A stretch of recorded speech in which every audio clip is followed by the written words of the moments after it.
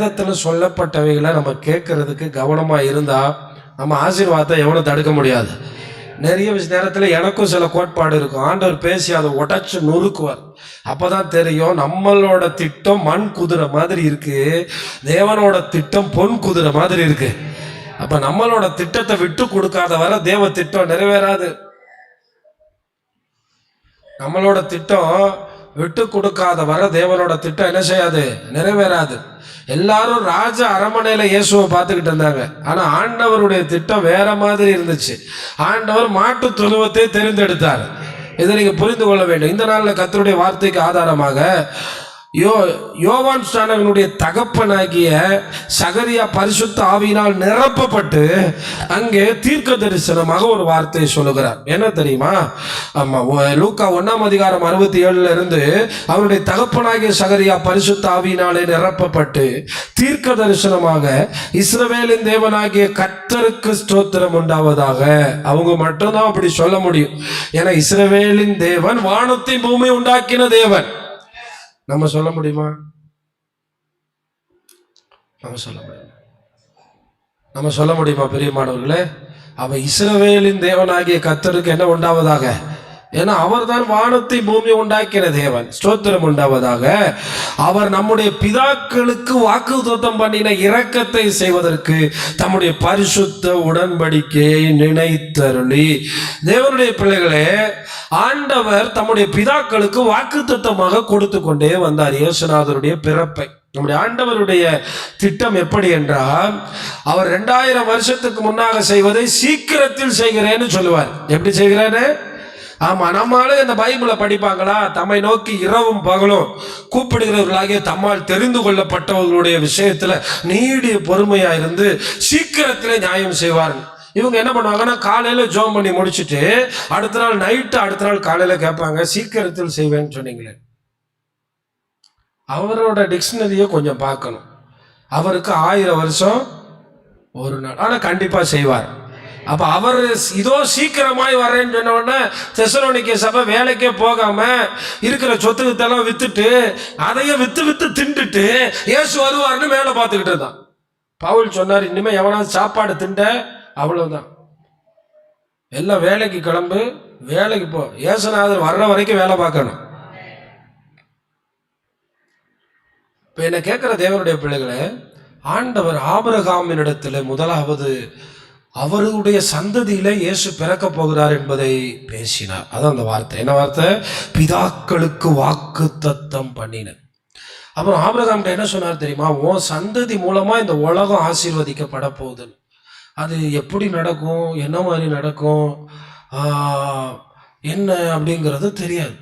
இப்படி ஆண்டவர் அவருடைய உடன்படிக்கையை, அவருடைய வார்த்தையை, அவருடைய திட்டத்தை அவர் பேசுவார். உங்களுக்கும் இது ரொம்ப நல்லா தெரிஞ்சுக்கணும். உங்களுடைய 20 வயசுல சில நேரம் பேசி அது உங்களுடைய எண்டில் நிறைவேற்றுவார். ஆனால் ஆண்டவர் பேசுனதுதான். ஆண்டவர் சில வார்த்தைகளை கொடுக்கும்போது அதை மறக்காம மரியாள் போல இருதயத்தில் வச்சுக்கணும். அப்போ ஆபிரகாம்கிட்ட பேசி அப்புறம் யாக்கோபு கிட்ட கொஞ்சம் உறுதிப்படுத்தி யாக்கோபு கிட்ட சொல்லிடுவாரு, உனக்கு 12 பிள்ளைங்கள்ல யாக்கோபினுடைய வாய் வழியாகவே தெரிஞ்சு போச்சு யூதால தான் பிறக்க போறாரு. கண்டிப்பா யாக்கோபு கூட நினைச்சிருப்பாரு யோசேப்பா தான் இருப்பான். இந்த மனுஷன் நினைக்கிற மாதிரி அவர் நினைக்கிறதே இல்லை. யாக்கோபுக்கு யோசேப்பா ரொம்ப பிடிச்சதுக்கு காரணம் நிறைய இருக்கு. அதே மாதிரி யோசேப்பும் அவருக்கு பிடிச்ச மாதிரியே நடந்துக்கிறார், அது வேற விஷயம். அதுவும் ஒரு பெரிய ஆசீர்வாதம். என்ன, ஆண்டவர் எனக்கு பிடிக்கும்னு சொல்றதும் நிறைய பேர் சொல்லுவாங்க, எனக்கு ஆண்டவர் ரொம்ப பிடிக்கும்னு. ஆனால் எத்தனை பேர் ஆண்டவருக்கு பிடிச்ச மாதிரி நடக்கிறாங்க? நம்ம அதை விட்டு நோக்க வேண்டியதில்லை. ஆனால் யோசேப்பு பாருங்க, தகப்பனுக்கு ரொம்ப நேசமானவன். அதே மாதிரி அவன் ஒரு நாள் கூட ஒரு அடி கூட தாண்டினதில்லை. அது நிமித்தம் தான் யோசேப்புக்கு 2 ஆசீர்வாதத்தை அவங்க அப்பா வச்சுட்டு போயிட்டார். 2 பிள்ளைங்களையும் மனாசே எப்ராயிமே ஆசீர்வதிச்சு பரலோகத்தில் கூட அவங்களுடைய 2 பேர்களை 2 வாசல்களில் எழுதப்படுற அளவுக்கு ஒரு பெரிய ஆசீர்வாதத்தை யாக்கோபால தர முடிஞ்சிச்சு. ஆவிக்குரிய தகப்பன்கள் நமக்கு வைக்கிற ஆசீர்வாதம் பரலோகத்திலே மேன்மையா நம்மை மாற்றுகிறது. அது அங்க இருக்கு. அது மாம்ச பிரகாரமான அப்பாக்களால் தர முடியாது. யாக்கோபு வேணா மாம்ச பிரகாரமான தகப்பனை போல இருந்தாலும் அவங்களுக்கு வழிகாட்டியா வந்தானே. வழிகாட்டி அவன் தானே. அப்ப நல்லா கவனிங்க, என்ன கேட்கிற தேவனுடைய பிள்ளைகளே, அங்கே நீங்கள் கவனித்து பார்த்தால் அங்கே யூதாவை கர்த்தர் தெரிந்து கொள்ளுகிறார். அப்படியே யூதாவில இருந்து தாவீதை தெரிந்து கொள்றார். அப்படியே தாவீதுல இருந்து பிற்காலத்தில் ஆகாய் காலத்துல சொல்லிவிட்டால் சகலராலும் விரும்பப்பட்டவர் வருவார். இந்த ஆலயத்தில் அவர் வருவார். தீர்க்க தரிசனம் வந்துருச்சு. யாரு? சகலராலும் விரும்பப்பட்டவர். உண்மையை சொல்லுங்க, இந்த உலகத்துல போய் இன்டர்நெட்ல சர்ச் பண்ணுங்க, எல்லாராலையும் விரும்பப்பட்டது எத்தனை பேர், எத்தனை கோடி பேர் இருப்பாங்க, எத்தனை மதம் இருக்கட்டும். இன்னைக்கு இருக்கிற உலகத்திலேயே அதிகமான நபர்களால் விரும்பப்படுகிறது நம்முடைய ஆண்டவராகிய இயேசு தாங்க. நம்புறவங்க நல்ல கை தட்டுங்களேன். அல்லேலூயா.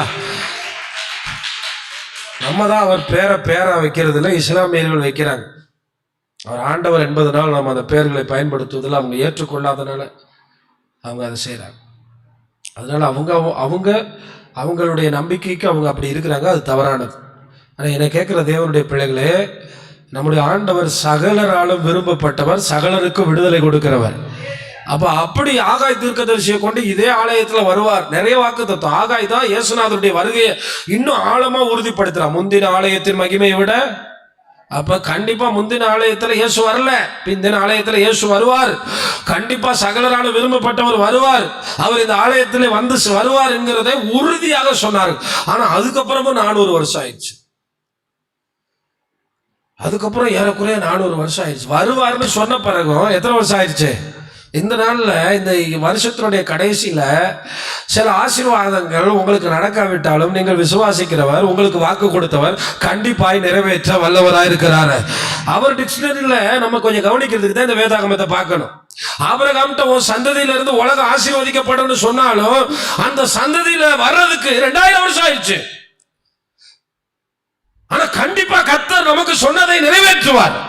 அதை நீங்கள் புரிந்து கொள்ள வேண்டும். ஏனென்றால் அந்த வார்த்தை நமக்கு லூக்கா எழுதுகிறார், அவர் பரிசுத்த உடன்படிக்கையை நினைத்தருளி.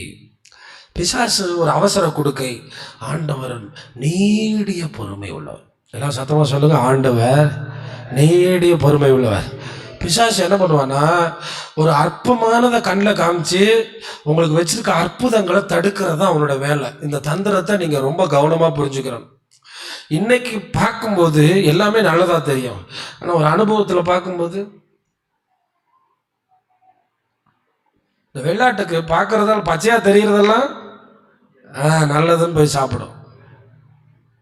என்ன கேட்கிற தேவனுடைய பிள்ளைகள், அதுக்கு தானே தேவன் நம்மோடு இருக்கிறார். அவர் நீடிய பொறுமை உள்ள. ஆனா ஒன்றை நான் உங்களுக்கு இந்த காலை வேளையில பதிவு செய்கிறேன், அவர் நினைத்தருளுகிறவர், அவர் நினைத்தருளுகிறவர், அவர் நினைத்தருளுகிறவர், அவர் நினைத்தருளுகிறவர். ஆமென், அல்லேலூயா. நிறைய பேர் நம்மளை கரெக்டான நேரத்தில் சிலர் நினைக்கிறாங்க, அவங்க தான் நல்ல நண்பர்கள். சும்மா கூட 1000 பேர் வருவான். துன்பத்தில் நம்மளை நினைக்கிறாங்கல்ல, கடினமான நேரத்தில் நம்மளை நினைக்கிறாங்கல்ல, ஆண்டவர் நம்மளை நினைக்கிறாரா நினைக்கலையான்னு நீங்க நினைக்கலாம். பான பாத்திரக்காரன் மறக்கலாம், கர்த்தர் மறக்க மாட்டாரியா? கையை நல்லா தட்டுங்களேன். அல்லேலூயா. காலங்கள் மாறி இருக்கலாம், வருஷங்கள் தாண்டி இருக்கலாம், தேவன் நம்மை நினைத்தருளுவார். தேவன் உடன்படிக்கையை நினைத்தருளுவார். எல்லாம் சொல்லுங்க, தேவன் ஆமா என்ன நினைத்தருளுவாரா? உடன்படிக்கை. மனுஷங்க சொல்லுவாங்கல்ல, உங்களுக்கு நான் அடுத்த வருஷத்துல இந்த உதவி செய்யறேன். நிறைய பெற்றோர்கள் சொல்லுவாங்க, உங்களுக்கு இந்த இடத்த தர்றேன், உங்களுக்கு அந்த இடத்த தர்றேன். ஒரு 6 மாசம் கழிச்சு அவங்களுக்கு எல்லாம் மாறணும்னு, அந்த இடத்த உனக்கு தரமாட்டேன், நான் வேற யாருக்காவது தரேன். இது நிறைய கதை நான் கேட்டிருக்கேன். ஏன்னா மனிதர்கள் உடன்படிக்கையை குலைப்பார்கள், தேவனோ உடன்படிக்கையை நினைப்பார். அதான் மனுஷன் சொல்றதை மட்டும் இந்த காத்துல எழுதுற மாதிரி பார்த்துக்கிறங்க. ஆனா கர்த்தர் சொன்னதை மறக்காதீங்க. கர்த்தர் சொன்னது நடந்தே தீரும். சத்தமா ராமேன்னு சொல்லுங்களேன். ஆமா, அப்ப ஆண்டவர் அன்றைக்கு ஏதேன் தோட்டத்துல பிசாசை பார்த்து ஆண்டவர் பேசின வார்த்தையை ஒரு மனுஷனாக மாற்றுவதற்கு 4000 ஆண்டுகள் எடுத்துக்கொண்டார். கூட இருந்த சாத்தானுக்கே இது ஒரு அதிர்ச்சியாகத்தான் இருந்திருக்கும். அவன் காயினை கை வச்சதே காயினாத்தான் இருப்பானோ. அவன் காயினை கை வச்சதே காயினா. அவர் அப்படி இப்படி சிக்ஸாக் மாதிரி ஆடுவார். அப்படி போய் அப்படி போய் அப்படி போய் அப்படி போய் அப்படி போய். அவன் நினைச்சிருக்கவே மாட்டான் ராகாப் உள்ள இருப்பாங்கன்னு. அவன் நினைச்சிருக்கவே மாட்டான் ரூத் உள்ள இருப்பாங்கன்னு. அவன் நினைச்சிருக்கவே மாட்டான் அந்த யூதாவினுடைய தாமார் உள்ள இருப்பாங்கன்னு. நான் எப்பயுமே தாமாரு பத்சேபாலு எல்லாரையும் கர்த்தர் உள்ள கொண்டு வந்ததுக்கு அவர் பாவிகளையும் நினைக்கிற ஒரு நல்ல தகப்பன் அவர். அல்லேலூயா, அல்லேலூயா. ஆனா ஒன்னே ஒன்று சொல்றேங்க, பாவியை கூட அவரால் காப்பாற்ற முடியும், ஆனா கீழ்ப்படியாதவனை அவரால் காப்பாற்றவும். இதை மட்டும் உங்க வேணா உங்க டைரியில் எழுதி வச்சுக்கணும். என்னை கேட்டால் 70 வயசுல ஆபிரகாமை ஏன் தெரிந்து கொண்டார் தெரியுமா? அவனை பார்க்கும்போது 130 வயசுல அவன் செய்ய போற தியாகத்தை, ஒரு 130 வயசு இருக்குன்னு வச்சுக்கிறோங்க, வேதம் சொல்லாத நம்ம சொல்லக்கூடாது. மோரியா மலையில் அவன் காட்ட போற கீழ்ப்படிதல் அவர் பார்க்க முடியும் அவரால். அவர் எதிர்காலத்துக்கான தெய்வம். அல்லேலூயா. ஆமா. அப்போ உங்களை சில நேரங்களில் சின்ன சின்ன தவறுகளை தாண்டி உங்களை நினைக்கிறதுக்கு காரணம் என்ன தெரியுமா? நீங்க அவருக்காக வாழ்வீங்கன்னு அவர் நம்புறாரு. ஆமா. நிறைய பேர் சொல்லுவாங்க, மறுதலிப்பான் என்றும் பேதுருவை தூக்கி எடுத்தார் என்று. நான் அதை ஏற்றுக்கொள்வதில்லை. அவன் மனம் திரும்புவான் என்று கர்த்தர் தூக்கினார். அவன் ஆயிரங்களுக்கு முன்னாக நிற்பான் என்று கர்த்தர் தூக்கினார். அவன் கீழ்ப்படிவான் என்று கர்த்தர் தூக்கினார். எருசலேமிலே போய் காத்திருக்க சொன்ன போது 1/2 மணி நேரத்துக்கு ஒரு தடவை வாட்ச் பார்க்குற இந்த தலைமுறைக்கு 10 நாள் அளவுக்கும் ஆண்டவர் சமூகத்தில் அமர்ந்திருந்து பரிசுத்த ஆவியானவருடைய வல்லமையை பெற்றுக்கொண்டார். என்னை கேட்கிற தேவனுடைய பிள்ளைகளே, நம்முடைய ஆண்டவர் மறக்கிறவர் அல்ல. ஏன் தெரியுமா? ஆமா, நேசத்துல மிக அன்பில இருந்த அந்த ராகேலை ஆண்டவர் கொஞ்சம் தாழ்த்தி கொண்டு வந்தார். சொந்த அக்காவையே அவள் குறைவாய் பார்த்தார். சொந்த அக்காவோடு தான் அவள் பொறாமை கொண்டாள். சொந்த அக்காவோடு தான் சண்டை போட்டாள். இதெல்லாம் நடக்குமான்னு கேட்டா, எல்லாரும் ஒரு குடும்பமாய் மாறுங்கள், இது இந்தியா பாகிஸ்தானே வரும். இன்னும் சில ஆண்டுகள் ஆனால் ஒரு சின்ன 1 அடி நிலத்துக்கு முட்டுவார்கள். 1 அடி நிலத்தை 4 பீஸ் ஆக்கி வைத்துக் கொண்டு இது எனக்கு, இது எனக்கு, இது எனக்குன்னு சொல்லுவார். விட்டு கொடுக்காதவர்கள் எங்கேயும் விட்டு கொடுக்க மாட்டார். விட்டு கொடுக்கிறவர்கள் தேவனை விசுவாசிப்பார்கள். கர்த்தர் நல்லவர். அல்லேலூயா. நான் அதுதான் சொல்றேன். விட்டு கொடுக்கிறவர்கள் தேவனுடையவர்கள், விசுவாசிக்கிறவர்கள், தேவ பிள்ளைகள், தேவனுடைய ராஜ்யத்துக்கு அடுத்தவர்கள், தேவனுக்காய் வாழ்கிறவர்கள். என கேட்கிற கர்த்தருடைய பிள்ளைகளே, அப்ப இங்க நான் தேவன் அந்த வார்த்தைகளை என்ன செய்கிறார்? நினைத்து அருளுகிறார். உங்களுக்கு ஆண்டவர் கொடுத்த வாக்குத்தத்தங்கள் தாமதமானாலும் உங்களால் நம்ம எல்லாருக்கும் ஒரு முன்னுதாரணமாக இருக்கிற யோபுவை நினைத்துக் கொள்ளுங்கள். அவன் அதற்காக மட்டும் நான் காத்திருந்தான். அவர் நினைத்த நேரம் வரும்போது, அவர் நினைத்த காலம் வரும்போது அவர் நிச்சயமாக எனக்காக செய்து முடிப்பார். அல்லேலூயா. ஆண்டவர் இந்த யோபுவினுடைய படுக்கையில இதை மட்டும்தான் எதிர்பார்த்தார். யோபு எப்ப அவர் அனைத்தையும் செய்ய முடிந்தவர் என்று சொல்லிவிட்டானோ அப்பொழுதே கர்த்தர் முடித்து விட்டார். அதான் 42ஆம் அதிகாரம். பாத்துறீங்களா? அது அந்த நேரத்துல சொல்லணும்னு எதிர்பார்த்தார். நிறைய பேர் இந்த பெருமை உள்ளவங்க வாயவே திறக்க மாட்டாங்க, கீழ்ப்படியவே மாட்டாங்க. நல்லா விட்டு கொடுத்து, நேற்றைய தினத்தில் ஆண்டவர் சொன்ன மாதிரி அது அவருடைய நீதி. அவர்கிட்ட போய் கையை பிடிச்சி வாயை திறந்து கேட்டாதான் தருவீங்களான்னு நீங்க கேட்க முடியாது. அதுதான் கடவுளுடைய நீதி. அதை நீங்க செஞ்சாக நீதி உண்டாக வாயினால நீதி, அது கடவுளுடைய நீதி. அப்படிதான் வாயை திறந்து தாங்கன்னு கேட்கணும்,